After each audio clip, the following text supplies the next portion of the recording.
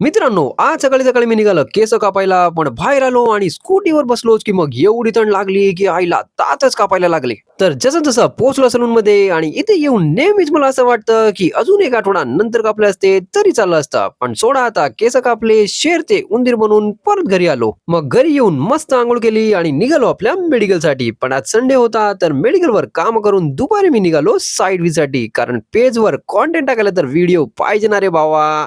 पण माझी किस्मत बघा, आज मी ज्या साईटवर आलो होतो तिकडे मी सॅम्पल फ्लॅट शूट करणारच होता, पण तिकडे त्यांचे काही क्लायंट आले ज्यामुळे मला शूट करायला भेटला नाही. तर मी निघाला आपल्या दुसऱ्या साईटसाठी.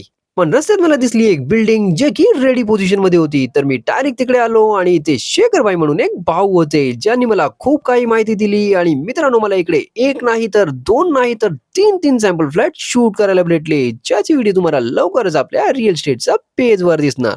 मग इथून निघाला मी आणि रस्त्यात मस्त सनसेट बघून गाडी ठेवली पार्किंगला, तिकीट घेतली आणि पकडली आपली लोकल ट्रेन. कारण क्रिसमस आला आहे आणि आज आपल्याला सेंटा क्लॉसला भेटायला जायचं आहे. पण ट्रेन तर खूपच लेट होती, ज्यामुळे मला खूपच लेट झाला. तरी पण धावत धावत मी मॉल मध्ये पोहोचलो आणि इकडे क्रिसमसचा मस्त डेकोरेशन केलेला होता. पण इथे तर मी आपल्या सेंटा क्लॉसला शोधत होता. आणि हे बघा, आपला सेंटा क्लॉस भेटला. आणि आज ना सेंटा क्लॉसला मूवी बघायची होती, तर आम्ही तुरंत मूवी बघायला आलो. मग मूवी बघून आम्ही बाहेर आलो आणि आता सेंटा क्लॉसचा लास्ट महिना चालू आहे, म्हणून हिचा जसा मन होतो तसंच मी करतो. मग आम्ही डायरेक्ट निघालो घरासाठी, कारण आज संडे होता आणि मॉल मध्ये एक पण टेबल खाली नव्हता जिथे बसून आम्ही थोडी पंचायत केली असती.